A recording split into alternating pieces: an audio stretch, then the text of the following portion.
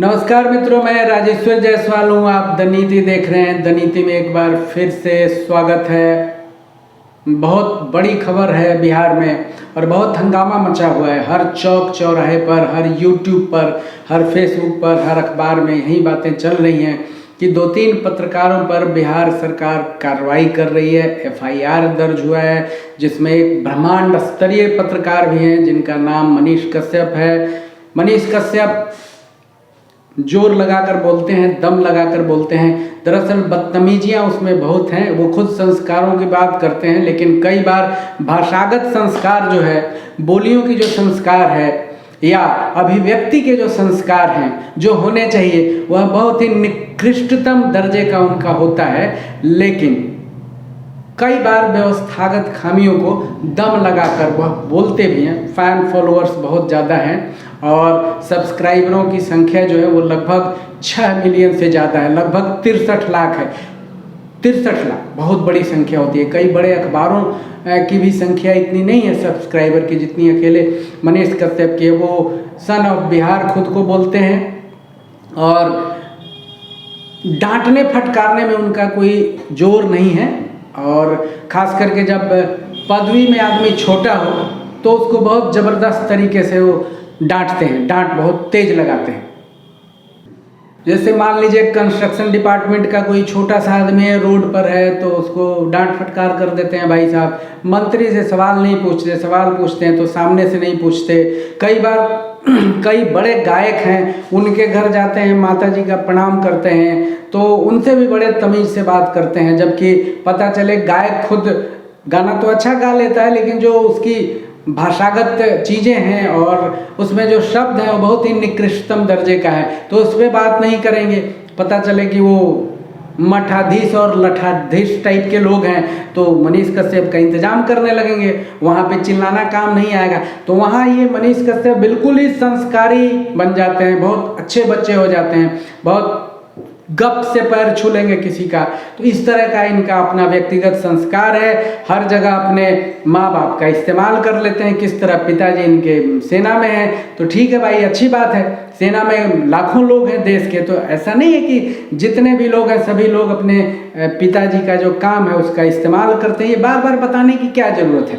सेना के आड़ में जाने की ज़रूरत नहीं होनी चाहिए मनीष कश्यप को। और ज़रूरी नहीं है जो आदमी सेना में है उसी के बाल बच्चे देशभक्त होते हैं। किसान का बच्चा देशभक्त नहीं हो सकता है क्या? हो सकता है। एक पियून का बेटा भी उतना ही देशभक्त हो सकता है जितना मेजर जनरल का बच्चा देशभक्त होता है। दूसरी बात है, किसान जो है वो भी देश के लिए बहुत कुछ करते हैं। एक पियून है वो भी देश के लिए बहुत कुछ करता है। इसमें कोई बड़ी बात नहीं है। देशभक्त कोई भी हो सकता है, देशद्रोही कहीं से भी निकल सकता है। इसके उदाहरण समय समय पर आते रहते हैं और मिलते रहते हैं। लेकिन मामला मनीष कश्यप का इसलिए हाईलाइटेड हुआ है कि 2 राज्यों में जबरदस्त झगड़े की गुंजाइश थी, लेकिन तमिलनाडु के सरकार ने और थोड़ा देर से ही सही बिहार की सरकार ने इस पर काम किया और मुद्दा लगभग टल गया। और बाद में बिहार सरकार को और तमिलनाडु सरकार की बुद्धि खुली कि नहीं, इस तरह के जो पत्रकार लोग हैं उनका थोड़ा सा इंतजाम होना चाहिए। वैसे मनीष कश्यप व्यवस्थागत खामियों को लागू बताते हैं कि भाई इसमें ये खामी है, ये खामी है, ये खामी है। लेकिन जो बड़े बड़े नेता हैं, शायद उनका उनसे जुड़ाव रहा हो या जो मजबूत हैं, हस्ती वाले लोग हैं, उनके खिलाफ नहीं बोलते हैं। एक बात मैं ये भी बताना चाहूँगा कि नीतीश कुमार को, तेजस्वी को, मोदी जी को, अमित शाह को कोई बोलिए, उनको कोई फ़र्क नहीं पड़ता है। लाखों लोग बोलने वाले होते हैं, लेकिन उनके खिलाफ अगर आप बोलते हैं तो आपका व्यूअरशिप बढ़ता है। कुछ भी, बहुत लोग हैं ऐसे देश में, इस तरह के देश में बहुत लोग हैं कि अपना नाम वहीं से कमाते हैं। उनकी दुकानदारी उन्हीं के कारण चलती है। मैं मनीष कश्यप पर प्रोग्राम नहीं करता, लेकिन क्या है कि ये बात बिहार की है, तमिलनाडु की है, पॉलिसी की है। इसमें मैं सरकार की भूमिका तो नहीं मानता, लेकिन सरकार की गलती जरूर है। आपको एक बात बताता हूँ, बिहार में आजकल सभी जगह यह चर्चा का विषय बना हुआ है भोजपुरी में जो गंदे गाने हैं उस पर। लेकिन सरकार ने कोई काम किया है? नहीं किया है। सरकार ने कोई नीति बनाई है? नहीं बनाई है। कभी कभी कुछ खबरें आती हैं तो उस पर कुछ हो जाता है। जैसे अभी बीच में एक जगह और कुछ बवाल हुआ था, उसमें जातिगत नाम लोग ले रहे थे दलित बस्तियों में, तो उस पर कुछ पुलिस ने कार्रवाई की थी, अच्छी बात है। लेकिन आपको देखना चाहिए, पुलिस को भी देखना चाहिए कि कहाँ कौन क्या कह रहा है जिससे समाज में विद्वेष फैल सकता है। तो मनीष कश्यप और 2-3 और पत्रकारों ने जो यह काम किया, जो पुलिस बता रही है कि ये वांछित अपराधी भी हैं, इन पे पहले भी कुछ दिन अंदर रह के आए हैं, इन पे इनके नाम पर 7 कांड है, कहीं कहीं इन्होंने अपना पिटाई भी की है कुछ दुकानदारों की जो कश्मीर से रिलेटेड थे। कश्मीर अपने ही देश में, कश्मीर देश से बाहर का नहीं। लेकिन अगर आपको कोई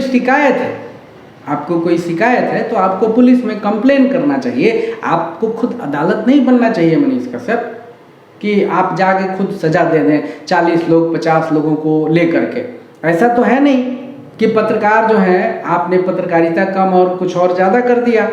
कौन सा पत्रकार है जो 50 लोगों को लेके जा सकता है? दरअसल ये पुलिस के रिकॉर्ड में है, जो पुलिस का फेसबुक पेज है उस पर ये लोड है कि इनके नाम से 7 या 8 कांड हैं। तो क्यों है? आप व्यवस्थागत खामियां उठाते हैं, लोग आपको प्यार करने लगे, आप यूथ के आइकन बनने लगे। इसका ये मतलब तो नहीं है कि आप कानून को हाथ में ले लेंगे और कुछ कलाकारी भी करेंगे। आपकी जो वीडियो है, बहुत सारे जो आप वीडियो है जिसमें एक में आपकी आवाज़ है, जिसपे केवल बातचीत है लोगों से, वो तो पूरी कलाकारी लग रही है। तो इस पे दरअसल बहुत पहले ही बिहार सरकार को काम करना चाहिए। इस पे 2 तरह के काम हो सकते हैं। एक तो यह कि जो व्यवस्थागत खामियां कोई भी उठाता है, हो सकता है आपके विरोध का हो सकता है कहीं से वो चोंच मिला हुआ हो पत्रकार का, हो सकता है कि कोई आका हो सकता है, कोई काका हो सकता है, कोई बड़ा संगठन हो सकता है। ऐसा देखने में नहीं मिला है। कुछ लोग बोल रहे हैं, बिहार बीजेपी में कुछ लोगों ने जरूर बोला है, लेकिन यह तो बिहार पुलिस ही कह रही है तो मानना पड़ेगा। उन्होंने मनीष कश्यप के विषय में सब कुछ बताया है और एक एक्सपोज मीडिया विकास राज संभवतः उनका नाम है, मैं भूल रहा हूँ, लेकिन उन्होंने भी मनीष कश्यप पे काफ़ी बोला है। दरअसल मनीष कश्यप के माँ और पिताजी को उसने प्रणाम किया है, लेकिन गाली गलौज से वह भी भाई साहब पीछे नहीं हटे। यह भी नहीं होना चाहिए। ज़रूरी नहीं है कि एक आदमी गलती करता है तो आप भी करें। आप आवाज़ उठाइए। अब बहुत कुछ एक्सपोज हुआ है ना, बहुत कुछ एक्सपोज हो गया है, खुल गया है। शायद हो सकता है कि बिहार सरकार यह भी जांच कराए कि ये कहाँ से चले हैं, आखिर इनके पीछे कौन लोग हैं, इतनी तवज्जो क्यों मिल रही है बिहार में। और सोशल मीडिया पे 2-3 तरह की बातें हैं, खास करके बिहार में, कि एक जातीय संगठन भी अपने जातीय पत्रकारों को बहुत बढ़ावा देती है। कुछ और भी विचारधारात्मक लोग हैं। मेरा ये कहना नहीं है कि एक विचारधारा, हर तरह के विचारधारा के व्यूअर्स हैं और वो जम के आते हैं और एक दूसरे को ज़बरदस्त गाली देते हैं, उनकी आलोचना करते हैं, बखिया उधेड़ते हैं। लेकिन तब पुलिस को और सरकार को इसमें कुछ नहीं दिखता है। तब तक नहीं दिखता है जब तक कि कोई बड़ा कांड नहीं हो जाए, कोई बड़ी घटना और दुर्घटना नहीं हो जाए। आपने देखा होगा कि तेज प्रताप जी से उनके रिलेशंस बहुत अच्छे हैं। उन्होंने बहुत बढ़िया से उसका इंटरव्यू लिया है तेज प्रताप का, तो आपको यह भी देखना चाहिए। और बहुत सारे लोगों ने चेन्नई एक्सप्रेस पकड़ लिया, वहाँ गए लोग, रिपोर्टिंग किया। हमने भी अपने स्तर से बात की थी, 1-2 सांसदों से भी बात की थी, 10-15 तमिल लोगों से भी बात की थी, 20-25 बिहारी लोगों से भी बात की थी जो मजदूर हैं या कुछ काम करते हैं। तो किसी ने ऐसा नहीं बताया कि बहुत बड़ा बवाल फैला है। 2-3 लोगों ने ऐसा जरूर बोला कि ये लोकल की और आपसी बातचीत है जिसके कारण मारपीट हुई है या एकाध हत्याएं भी हुई हैं। बिहार पुलिस ने भी इसकी तस्दीक की है, तमिलनाडु पुलिस ने भी किया है कि वो व्यक्तिगत रंजिश का जो मामला है वो 2 स्टेट का बताकर उसे उपद्रव नहीं फैलाना चाहिए और नहीं फैलाया जा सकता है। अगर कोई ऐसा काम करता है तो उसके खिलाफ कड़ी से कड़ी कार्रवाई होनी चाहिए। लेकिन एक बात तो जरूर है, इस पर हमें ध्यान देना चाहिए कि आखिर सबसे ज़्यादा बिहार के लोग ही क्यों पलायन करने को मजबूर हैं। और यह बात क्या केवल हम बात करने के लिए कर सकते हैं या बिहार सरकार पर और बिहार की सरकारों पर कभी कोई असर होगा भी, उनमें इतनी शर्म और हया होगी कि वह काम करेंगे कि पढ़ने के लिए कम से कम छात्रों को बाहर नहीं जाना पड़े, इलाज कराने के लिए बाहर नहीं जाना पड़े, रोजगार के लिए बाहर नहीं जाना पड़े। हाँ, अगर आदमी सिविल सर्वेंट है, आईएएस है, कंप्यूटर से रिलेटेड है, बहुत बड़ा उसका है, अब मान लीजिए एक ही गांव में कहीं 20-25 कंप्यूटर इंजीनियर हो गए तो उनको किसी गांव में और शहर में तो छोड़िए, पटना में भी रोजगार नहीं मिलेगा, बिहार के राजधानी में भी रोजगार नहीं मिलेगा, बाहर तो जाना पड़ेगा। कोई आईएएस होता है उसको भी बाहर जाना पड़ेगा, आईपीएस होगा उसको भी बाहर जाना पड़ेगा, जो कैडर उन्हें मिलता है उसमें उनको बाहर जाना पड़ेगा। कोई बड़ी बात नहीं है, देश में यह गुंजाइश है कि आप कहीं भी जाके काम कर सकते हैं। तो ऐसा क्यों नहीं हो सकता है कि बिहार में भी बाहर के लोग आकर काम कर सकते हैं, करें।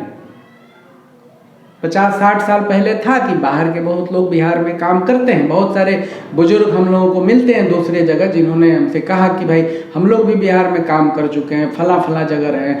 लेकिन क्या अब वह स्थिति है? अगर नहीं है तो बिहार सरकार पर और तमाम सरकारें जो पीछे भी रही हैं 30-33 सालों से नहीं, 40-50 सालों से, उन पर भी ये सवाल उठेगा। और बिहार में जो अभी सरकार है ना दोस्तों, जो 30-33 सालों से चल रही है, इस सरकार में सभी पार्टियां रही हैं, क्या भाजपा, क्या कांग्रेस, क्या राजद, क्या जेडीयू, सभी सरकारें रही हैं, सभी नेता रहे हैं। कोई खाली नहीं रहा है, कोई 5 साल रहा है, कोई 10 साल रहा है, कोई 15 साल रहा है, नहीं रहा है तो गठजोड़ में जरूर रहा है। दोस्तों, मैं तो यह सोच के एक तरह से कांप जाता हूँ सचमुच कि अगर यह किसी से मिली भगत है, अगर किसी षड्यंत्र का हिस्सा है और कहीं कोई बड़ा कांड हो जाता तमिलनाडु और बिहार के मजदूरों के बीच, लोगों के बीच, सरकारों के बीच, तो क्या होता? कितने भयंकर परिणाम होते? यह बताया जा रहा था हर बार, बहुत सारे चैनलों ने बताया है। दरअसल ऐसे सभी चैनलों का इंतजाम करना चाहिए उन पत्रकारों का कि नहीं कि आपने ये किस आधार पे बोला है कि 12 लोगों को काट दिया गया है। दरअसल इसका भी खुलासा होना चाहिए। 12-15 कहीं ये पत्रकार बोल रहे थे, बहुत सारे पत्रकार थे कि एक जगह 50-50 लोग फंसे हुए हैं, हमें फ़ोन कर रहे हैं कि हमें बचा लीजिए, हमें ये कीजिए, वो कीजिए, तमाम तरह की बातें हो रही हैं। तो यह बताना चाहिए, सरकार को पूछना चाहिए, पुलिस को पूछना चाहिए कि भाई आपको जिन लोगों ने फ़ोन किया है उनका नंबर लेना चाहिए। ये आराम से ट्रेस हो सकता है, कि ये आराम से निकाला जा सकता है कि कहाँ से फ़ोन किया था, फ़ोन का लोकेशन आराम से पता चल सकता है। पुलिस के पास ये सारे तंत्र होते हैं, 2 मिनट नहीं लगेगा, सब कुछ खुल के सामने आ जाए। कम से कम इस षड्यंत्र से पर्दा तो जरूर उठना चाहिए कि ये कहाँ से शुरू हुआ है। क्योंकि मनीष कश्यप ने अपने एक वीडियो में, मैंने खुद सुना है, फिर मैं बोल रहा हूँ, कोई पत्रकार ऐसा करता नहीं है, चैलेंज किया है उप मुख्यमंत्री तेजस्वी को। दरअसल उनके चैलेंज पर मेरा सवाल नहीं है, मैं उसका अधिकारी नहीं हूं, लेकिन क्या कोई पत्रकार इस तरह चैलेंज कर सकता है? कोई पत्रकार यह चैलेंज तो जरूर कर सकता है कि सरकार में जो गड़बड़ियां हैं, सरकार के जो भ्रष्टाचार हैं, व्यवस्थागत कमियां हैं, हम उजागर कर देंगे, उजागर करेंगे जिससे आपकी सरकार जा सकती है। लेकिन कोई पत्रकार यह चैलेंज कैसे कर सकता है कि हम अगर जेल में हमें भेजा गया तो 180 दिनों में हम आपकी सरकार गिरा देंगे? कोई यह कैसे कर सकता है? यह समझ से परे। इसका मतलब कि पत्रकार महोदय के पीछे किसी का हाथ है, या तो कोई व्यक्ति हो सकता है या कोई संगठन हो सकता है। तो बिहार सरकार को, बिहार पुलिस को पता करना पड़ेगा, क्योंकि वहीं से यह ताकत मिलती है कि यह आदमी या कोई भी पत्रकार इस तरह का किसी को गाली दे सकता है, किसी को मार सकता है, किसी को धमका सकता है, किसी को अपशब्द बोल सकता है। लेकिन जब बात खुद पर आती है तो दूसरों में यह संस्कार दिखाने लगते हैं। ऐसे बहुत सारे लोग हैं अपने बिहार में जिन्हें संस्कार शब्द का मतलब नहीं पता होता है। क्या संस्कार होते हैं, कितने तरह के संस्कार होते हैं। वो सामाजिक शिष्टाचार को और बातचीत का जो एक तरीका होता है उसे संस्कार से जोड़ते हैं, जबकि आप खुद ही बहुत बड़े बदतमीज हैं, बदतमीजी करते हैं। आप उसको अपने संस्कार में नहीं लाते हैं, अपने माँ बाप को अपने हर स्टोरी में घसीटते हैं और उन बेचारों को भी बदनाम करते हैं। आप अपने माँ बाप को मत लाइए स्टोरी में, उसकी ज़रूरत नहीं है। अगर आप मेहनत से काम करते हैं तो लोग आपको एंडोर्स करेंगे, लोग आपको बढ़ावा देंगे, लोग आपकी प्रशंसा करेंगे। लेकिन आप अपने प्रशंसा से फूल कर बैलून मत हो जाइए और फटिए मत सभी जगह। आप जब भी बड़े लोगों को देखते हैं, चाहे फिल्म एक्टर्स हों या कोई बाहुबली टाइप का आदमी हो या बड़ा नेता हो, प्रभावशाली हो, पुलिस वाले हो, तो आप नतमस्तक हो जाएंगे, आप गिड़गिड़ाएंगे, मिमिया के बोलते हैं उसके सामने आप लोग। ऐसा मत कीजिए। जो आपकी भाषा है, आपकी बोली है, जो उसका स्केल है, वो एक स्तर पर रखिए। बहुत सारे पत्रकार हैं जो बहुत हिम्मती हैं, जिनका असर होता है, जिनके स्टोरीज का असर होता है। लेकिन आप वहाँ जाते हैं जहाँ पे लगता है कि मुझे यहाँ प्रमुखता मिलेगी, कुछ हिट मिलेगा, कुछ व्यू मिलेगा, वहाँ जाते हैं। आप खुद खोजिए, खुद जाइए। मोतिहारी की एक घटना है, जो ये पत्रकार महोदय हैं, पहले तो और लोगों ने सवाल उठाया कि किसी आर्मी के जवान को किसी पुलिस वाले ने पीट दिया था, उस पर कार्रवाई करने की बात होने लगी। दरअसल वहाँ ये बाद में जाते हैं और एक पुलिस वाले को इतना प्रोवोक करते हैं कि सर आपको आज ये काम करना होगा, आपको इतिहास बनाना होगा। अरे भाई, पुलिस क्यों इतिहास बनाएगी? रूल ऑफ लॉ है, उसके हिसाब से पुलिस चलेगी कि आपके कहने से इतिहास बनाएगी? अगर ऐसा करता है तो पुलिस वाला भी गलत होगा, उस पर भी कानूनी कार्रवाई होनी चाहिए। आप ये प्रोवोक करने वाले कौन होते हैं? अगर पत्रकार सच्चा होगा, ईमानदार होगा, तो कहेगा कि सर जो रूल ऑफ लॉ है, जो कानून है, जो कानून कहता है, जो आपकी किताबों में लिखा हुआ है, उसके हिसाब से काम कीजिए।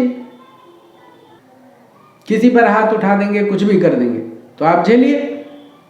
आपकी बहुत सारी अच्छाइयाँ हैं, लेकिन जो ये सारे कुकृत हैं, दुष्कृत हैं, वो तो नाश करेगा ही। और आपको यह बताना पड़ेगा कि ये ताकत आपको मिलती कहाँ से। सरकार को भी ये बताना पड़ेगा कि आपके लोग जो इन्हें बाइट देते हैं वो किस कारण देते हैं। सभी पत्रकारों को तो नहीं देते, जिनको पूछने आएगा, सवाल पूछने आएगा, जो पत्रकारिता जानते हैं, उनको भी आप नहीं देते हैं। तो आपको भी चाहिए कि 60 लाख 50 लाख जिसके पास व्यूअर्स हैं, जिसके पास सब्सक्राइबर हैं, उनसे आपको भी फ़ायदा लेना है। तो आप उनको इंटरव्यू देते हैं, उनसे बात करते हैं। सलीका नहीं है बात करने का, पता नहीं है कि आपकी मिनिस्ट्री में क्या चल रहा है, आपके नेता को क्या बोलना चाहिए, तो आपको भी झेलना होगा। इसलिए दोस्तों, संतुलन की आवश्यकता है सबके लिए, नेताओं के लिए भी, पुलिस के लिए भी, पत्रकारों के लिए भी। अगर आप असंतुलित होंगे, आपके कार्य में असंतुलन होगा, तो इसी तरह का विप्लव होगा, उपद्रव होगा, या होने की स्थिति लोग पैदा कर सकते हैं। झेलना किसको होगा? उनके परिवारों को झेलना होगा। तो इससे बचने की आवश्यकता है दोस्तों। और ऐसे ऐसे जो पत्रकार हैं, जिनको देखने के लिए आप भेड़ बन जाते हैं, जो अपने आप को मर्द कहता है, इंसान नहीं कहता है, मर्द कहता है, यह भी अपने आप में एक बहुत गलत टर्म है। पप्पू यादव का वो भाई साहब जिक्र कर रहे थे, पप्पू यादव। अब पप्पू यादव पे तो ये फालतू बोल नहीं सकते, आपको मालूम है क्यों नहीं बोल सकते? सिकाई होने लगेगी। बहुत ही 2-3 लोग हैं यहाँ पे, एक्टर हैं, गाने बहुत अजीब अजीब तरह के होते हैं, गंदे गाने होते हैं, कुछ लोगों ने अच्छा भी गाया है, उनके खिलाफ नहीं बोलेंगे। जिन्होंने बिहार की संस्कृति को अपसंस्कृति में तब्दील कर दिया है, उनके खिलाफ नहीं बोलेंगे, मिमियाने लगते हैं। वैसे पुलिस देर सवेर तो संतुलन बना ही रही है, लेकिन पुलिस को चाहिए कि ये घटनाएं कहाँ से हुई हैं, किन्होंने अंजाम दिया है, इनके पीछे कौन लोग हैं। थोड़ा लंबा समय लगेगा और चैलेंज भी दे दिया है, तो उसको भी एक्सपोज करना पड़ेगा, बताना पड़ेगा। लेकिन जिन व्यवस्थागत खामियों को उजागर किया गया है, उस पर भी सरकार को ध्यान देना होगा, पुलिस को ध्यान देना होगा कि आपका काम क्या है, इन खामियों में सुधार कैसे की जा सकती है। और इसके लिए एक ही पत्रकार नहीं है, सैकड़ों पत्रकार हैं बिहार में, यूट्यूबर्स हैं जो बहुत बढ़िया काम करते हैं। इसलिए दोस्तों, आप द नीति देखते रहिए, सब्सक्राइब कीजिए हमें, अगर ठीक लगता है तो वायरल कीजिए। आपको कुछ विशेष प्रोग्राम की इच्छा है तो हम वह भी करेंगे। गाली गलौज नहीं करेंगे, किसी की माँ बहन की गाली नहीं देंगे। खुद खुद गाली सुनेंगे भी नहीं, लेकिन हम भी सवाल उठाते रहेंगे और जिन सवाल उठाएंगे पत्रकारिता के तरीके से उठाएंगे। हो सकता है हमारा व्यूअरशिप धीरे धीरे बढ़े, कोई बात नहीं। धन्यवाद।